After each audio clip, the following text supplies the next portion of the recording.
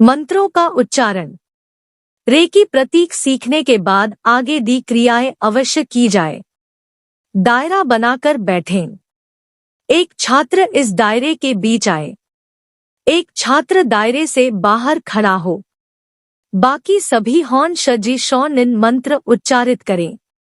केंद्र में खड़ा छात्र आज्ञा चक्र के सामने प्रतीकों को ध्यान में लाए। अन्य सभी छात्र पहले मंत्र का उच्चारण करते रहें। दूसरे मंत्र से है कि का उच्चारण करें। केंद्र में खड़ा छात्र आज्ञा चक्र के सामने प्रतीक का ध्यान करे, जबकि अन्य सभी छात्र मंत्र का उच्चारण करते रहें। अब तीसरे मंत्र चोकू रे का उच्चारण करें। केंद्र में खड़ा छात्र आज्ञा चक्र में प्रतीक का ध्यान करे तथा बाकी छात्र तीसरे मंत्र का उच्चारण करते रहें। प्रत्येक छात्र को केंद्र में आकर ध्यान लगाने का मौका दिया जाए। सत्र के अंत में छात्रों से उनके अनुभव पूछे जाए। मन पर नियंत्रण उपचार। तकनीक की जानकारी। कुछ दिनों पहले मुझे बहुत अच्छा अनुभव हुआ था। एक आयरिश लड़की नॉर्मा मेरे यहाँ आई। उसने किसी अन्य रेकी मास्टर से कोर्स पूरा किया था। वह ऐसे दौर से गुजर रही थी जहाँ उसे मदद की आवश्यकता थी। उसने उपचार के लिए अपने रेकी मास्टर से मदद मांगी, परंतु उसे कोई सहायता नहीं मिल पाई। मैं आमतौर पर स्थानीय समाचार पत्रों में विज्ञापन देता रहता हूँ। नॉर्मा ने किसी पत्रिका में मेरा नाम पढ़ा। उसने मुझसे सहायता मांगी। मैंने उससे पूछा कि मैं उसकी क्या मदद कर सकता हूँ। उसने जवाब दिया, मैं मानसिक आघात से ग्रस्त हूँ। मुझे बताइए कि क्या मन और मस्तिष्क एक ही है। मैंने हाँ में जवाब दिया, पर वह सहमत नहीं हुई। तब अनेक पुस्तकें पढ़ने के बाद मुझे मस्तिष्क पर कुछ लेख मिले। इसमें अपना अर्जित ज्ञान जोड़कर मैंने लेख लिखा। यह लेख प्रस्तुत है। प्रिय नॉर्मा, तुमने मुझसे बड़ा उलझा हुआ प्रश्न पूछा था कि क्या मन और मस्तिष्क एक है। मेरी इस विषय में पूर्ण जानकारी नहीं है, परंतु मैंने स्पष्ट रूप से ईमानदारी से उत्तर देने का भरसक प्रयास किया है। वैज्ञानिकों के अनुसार मस्तिष्क के 4 प्रकार हैं। 1 बीटा, 2 एल्फा, 3 थीटा, 4 डेल्टा। ये 4 प्रकार मस्तिष्क की क्रियाओं के 4 स्तर हैं। डेल्टा में प्रति सेकंड आधे से 4 तक चक्रों में CPS मस्तिष्क में लहरें उठती है। यह गहरा अवचेतन निद्रा क्षेत्र है। थीटा में 5 से 7 तक CPS बनती है। यह गहरी आरामदेह निद्रा पूर्ण संतुष्टि का क्षेत्र है। एल्फा में 8 से 13 CPS बनती है। यह विश्राम निद्रा तथा स्वप्न अवस्था का क्षेत्र है। इसे रेम अर्थात तीव्र नेत्र संचलन स्थिति कहा जाता है, क्योंकि स्वच्छ देखते समय आंखें तेजी से घूमती है। बीटा बाह्य चेतन अवस्था है। आपके मस्तिष्क में 14 से 40 CPS लहरें बनती हैं। जब हम कोई लेख पढ़ते हैं तो बीटा अवस्था सक्रिय होती है। औसत समय में दिन भर औसत व्यक्ति के बीटा क्षेत्र में 21 CPS बनती है। वस्तुतः मस्तिष्क में लहरें विस्तारक, सातत्य तथा बारंबारता का प्रधान क्षेत्र निर्धारित करती है। जिस क्षेत्र में लहरें बनती है, उत्तम स्वास्थ्य, बौद्धिक एकाग्रता, चैन, शुद्ध विद्वत मस्तिष्क उसी क्षेत्र पर निर्भर करते हैं। मनोवैज्ञानिक समस्याएं शरीर में इन मन द्वारा उत्पन्न होती है। मन और शरीर से उत्पन्न एल्फा को मुक्त कराने के लिए अलगाव से उत्पन्न भौतिक समस्याएं अक्सर दूर हो जाती है। ध्यान प्रक्रिया से 10 चक्र प्रति सेकंड की एल्फा स्थिति प्राप्त करने का आसान तरीका है। ध्यान की एक लय है, जैसे उत्तेजना, गुस्से की लय होती है, या भावावेग होता है जिससे कोई उत्तेजित या शांत होता है। ध्यान से मस्तिष्क की लहरों की गति धीमी हो जाती है तथा मन शरीर से अलग हो जाता है। इससे मन अधिक एकाग्रचित्त होता है, क्योंकि इसे न तो नर्वस स्थिति से जूझना पड़ता है, न ही भावावेग से। न ही बाह्य या आंतरिक उद्दीपकों के प्रति कोई प्रतिक्रिया करनी होती है। जहाँ तक शरीर का संबंध है, मन को छेड़े बिना शारीरिक मेधा शक्ति कार्य कर सकती है। इसका मुख्य कार्य ऊतकों को ऊर्जा की दृष्टि से संतुलित रखना है, ताकि ध्वस्त स्थिति बनी रहे। ध्यान लगाने का प्रमुख लाभ मन को शरीर में हस्तक्षेप करने से रोकना है, ताकि दोनों स्तरों पर कार्य निर्बाध गति से होता रहे।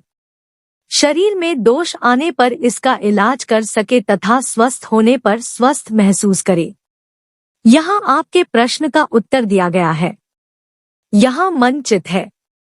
वेबस्टर के अनुसार इसे आत्मा मन के रूप में परिभाषित किया गया है। व्यापक अर्थों में मन आत्मा है। इस मवद में निम्नलिखित परिभाषाएं दी गई है।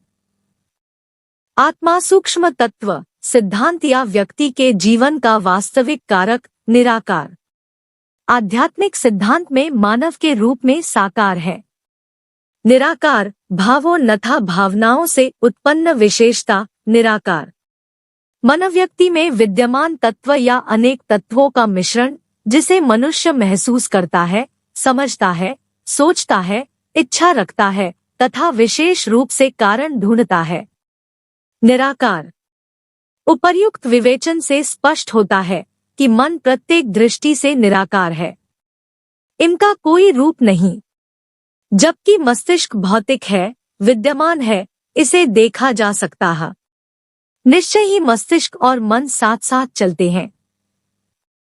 एक दूसरे के क्षेत्र में इतना घुस जाते हैं कि लगता है दोनों एक हैं। ध्यानावस्था में मन नियंत्रित होता है, जिससे विचारों पर भी नियंत्रण होता है। श्वास पर भी संयम होता है।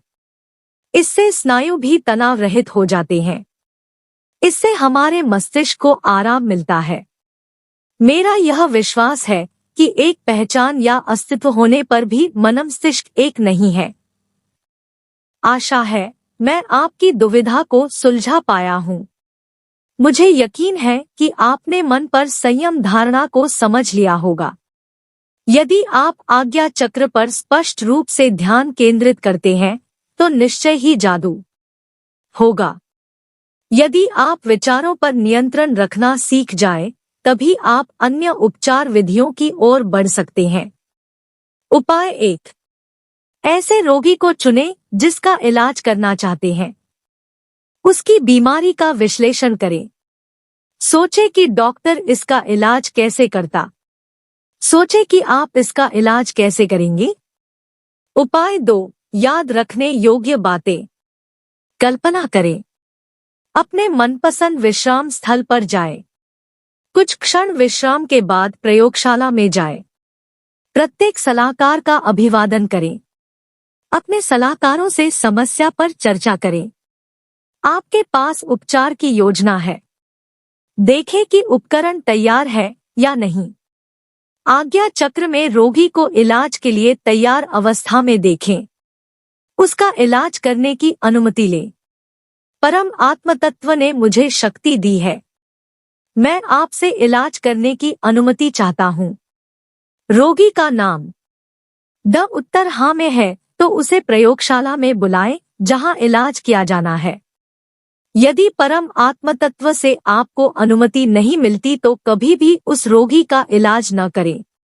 छाती या हृदय के पास उपचार करते समय मन में घड़ी की कल्पना करें। यह चल रही है, परंतु इलाज के समय रुक जाती है। अब इस क्षेत्र की ओर बढ़े। उपचार के बाद घड़ी चला दें। हमेशा इलाज के बाद मानसिक रूप में हाथ धोए। रोगी से बात न करें। जहां रोग है वहां चक्र पर निर्भर करते हुए उस क्षेत्र के विशिष्ट रंग को छोड़ दें। यदि आप समझा नहीं पाते तो उस क्षेत्र पर सफेद प्रकाश डालें। सही ढंग से कार्य करें। हिचकिचाएं नहीं। यदि आप घबराहट महसूस करते हैं तो पीछे हट जाएं, परंतु पीछे हटने से पहले सफेद प्रकाश से क्षेत्र को ढक दें। उपचार के बाद रोगी को सफेद रंग से ढक दें। उसके चारों ओर सफेद प्रकाश का घेरा बनाएं। रोगी इस रोशनी में तैर रहा है। उसे वहीं छोड़ दें। कल्पना करें कि वह मुस्कुरा रहा है, खुश है, उस व्यक्ति के परम आत्म तत्व का धन्यवाद करें। अपने परम तत्व का धन्यवाद करें। अपने सलाहकारों का अलग अलग धन्यवाद करें। रोगी को वापस उसी स्थान पर भेज दे जहां से वह आया था। टिप्पणी: यदि व्यक्ति की कोई पुरानी प्रमुख समस्या है तो व्यक्ति को प्रयोगशाला में न छोड़े। उसकी मानसिक छवि को पोस्ट में सफेद रोशनी में डुबो दे। सलाहकारों से उसकी देखभाल करने तथा इस बात का ध्यान रखने की प्रार्थना करे कि रोशनी बुझ न जाए। अपने परम आत्म तत्व को निर्देश दे कि प्रत्येक 6 घंटे बाद वह यह उपचार करें। इससे आप भले ही कुछ कार्य करते रहें, आपका अवचेतन मन 6 घंटे बाद उसका इलाज करता रहेगा। 24 घंटे बाद प्रयोगशाला में जाकर रोगी का निरीक्षण करें। यदि आप दृढ़ हैं, आप में धैर्य है, तो निश्चित रूप से सही परिणाम प्राप्त होंगे।